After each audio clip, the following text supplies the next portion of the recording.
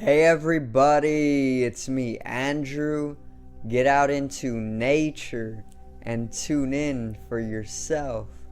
Resonate with the Earth's electromagnetic field via 432 Hertz, the universal frequency. Balance out psychologically and emotionally, and further strengthen your brain and your heart's coherence as well.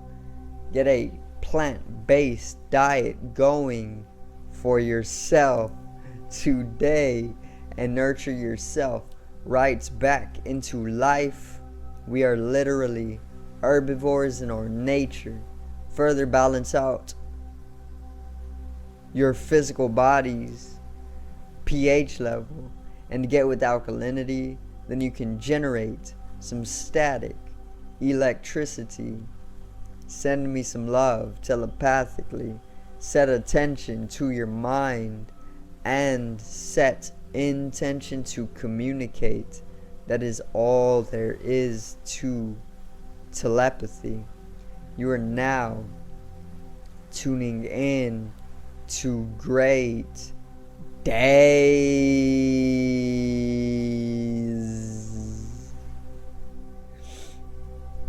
So I'm gonna do an astrology video. I got an event that is actually taking place on the 14th, which I'm going to put this video out on the 14th, but today is like the 12th. It's not peaking right now, the energy, but I'm most definitely feeling the energy already. Okay, so I'm gonna pull in from that and I'm gonna give a read. But yeah, I'm pretty much going to just explain the event as simply as I can for everybody to understand, and then I'm going to help you understand further how we are going to be influenced, and then how we can utilize the energy of the event to our benefit, and that's pretty much it. So let's get right into it. Today's video is Mars in Pisces.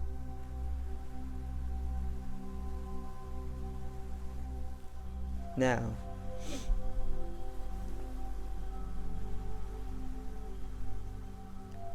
so Mars in Pisces, it's a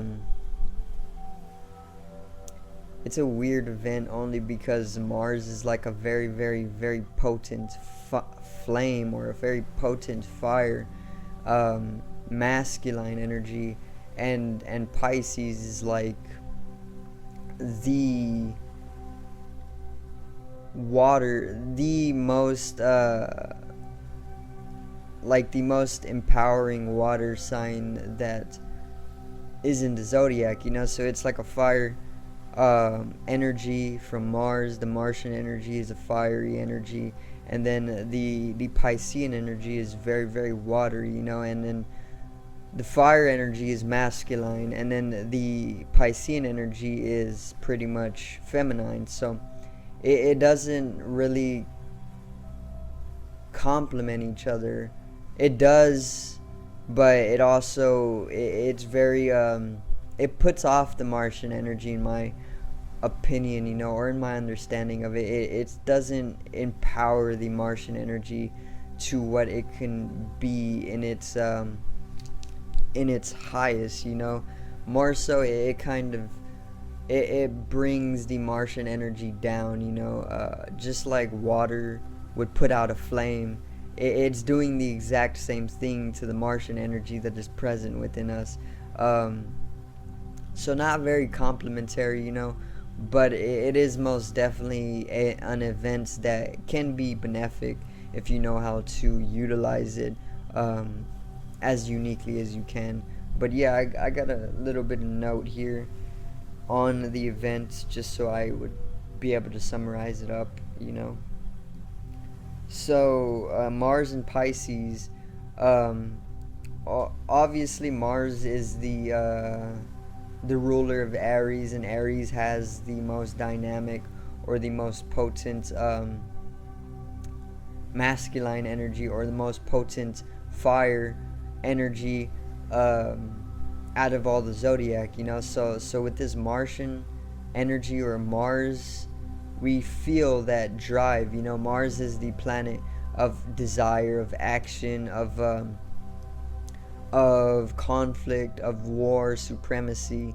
It's the planet of animalism, you know. It can correspond to the animal mind quite greatly. It's of a lower nature. It corresponds to the lower mind, you know. And that's pretty much the Martian energy. Objective, you know, linear, left-brained, mathematical, okay. And then Pisces is feminine. Pisces is the most spiritual sign out of the zodiac. So Mars is a very, very physical energy, you know, because it's all about desire and like action, you know, acting, not being. And this is of a more denser nature, or a more dense vibration. And Pisces is of a higher vibration, because Pisces is very metaphysical, you know. It's beyond physical. Pisces is highly spiritual. And Pisces is also very, very psychic in its nature, but also emotional. Something that Martian energy, or Aries, has a hard time to deal with sometimes, or has a hard time to pretty much bring into its awareness its emotions, you know. Martian energy doesn't really bring in emotional awareness or emotional intelligence, but more so it's just about driving yourself and acting towards something in an objective like sense, you know. From point A to point B, I will get this done no matter how hard it gets, you know, because I have that potent, fiery, passionate energy, that dynamicism to drive me from point A to point B no matter what. That's a perfect example of Martian energy. But Pisces is completely different. Pisces is not even objective in its nature. Pisces is more subjective. Pisces is more within the universal flow, and this is why it is represented by the fish, or symbolized by the fish, because of its nature to flow throughout life, hence water as well, you know. Highly intuitive. Pisces is all about unification. It's all about collective consciousness. It has an innate ability to connect to the ether, or the collective consciousness, which Mars, or Martian energy, doesn't always allow you to do, you know. So once again, not very complementary energies, but it's most definitely a very unique event, you know. So let's get into it. Mars in Pisces will have us feeling less motivated to go after traditional goals. So it's not going to really have us within that drive from point A to point B. You know, it's more so going to have us within our spiritual or emotional drives, you know. So a type of subjective drive throughout life. So you see how it's taking the Martian energy, which is all about driving oneself, all about action, all about just pure dynamicism, you know. It's taking this energy and it's pretty much giving a Piscean mix to it, you know. Pisces is pretty much overtaking the Martian energy. The water is pretty much dimming the flame, you know, or putting its spin on the flame of Mars. Okay, so instead of just going from point A to point B in a very physical, material objectivity, which is what Mars is all about, it's pretty much having us drive ourselves emotionally and spiritually and subjectively instead, you know. So putting that Piscean spin on Martian energy. Okay, now, so Mars also is known for bringing a lot of war, you know, or a lot of conflict, or a lot of disharmony between people, or between two individuals, for example. During Mars empowering event, we will inevitably feel conflict between individuals. In between two people there will be more conflict when it comes to an empowering of the Martian energy. And during this event, Mars and Pisces, we aren't going to be seeing a lot of conflict or a lot of war between individuals, which is what Mars is known for. Rather, we're going to see a type of resistance towards any conflict, because this is more of a Piscean nature. Pisces, never will you see a Pisces heading straight into conflict with their with an enjoyment. Pisces is more so about harmony, and Pisces is more about music and love and unification rather than war and conflict and just fighting, or supremacy over one another. So there's going to be there is obviously going to be conflict, during this, because of that Martian energy, but it's not gonna have us diving full gung-ho into that conflict as other Mars events will do to us. Rather, it is going to bring in that Piscean spin, so it's going to have us more disliking any conflict or confrontation that can arise with this Martian energy. So we aren't gonna be diving fully into that conflict or that war, with our enjoyment. Rather, we're gonna dislike any confrontation that may arise during this event or this time. So there's gonna be a fluctuating temperamental energy. Okay, so this pretty much means, because these energies are completely opposite elementally, or because it's fire and water, this is going to create a type of it's gonna create a type of fluctuation, and this is going to lead to temperamental energies. You may also put your own individual needs aside, and you may put somebody else's needs first. So Mars is all about individuality. This is a left-brained thing, okay, and right-brainedness, or feminine energy, or right-brainedness, is all about collectivity. So left brain, individuality, ego; right brain, collectivity, God, totality. So Mars is all about left-brainedness, individuality, and this is why it invites conflict, supremacy over another person, and war, and all of these types of things. So with that Piscean spin on the Martian energy, that drive that we usually feel from Mars to accomplish what we want for ourselves, for our individuality, objectively, is going to pretty much be put aside, and we are going to look towards another person's desires or their needs before we look towards our own individual needs. And this is literally a Piscean trait, a characteristic, because Pisces is always considering another person before they're considering themselves. Subjectivism, they aren't objective. They aren't coming from like that. They're more so taking into consideration another person before themselves. They're very, very caring and loving beings, people who are born in Pisces, or who have a lot of Piscean energy within their natal charts. So yeah, we are going to see that we're putting other people's needs before our own, during this event. It's going to be very idealistic as well, okay? We are going to get a lot of ideas.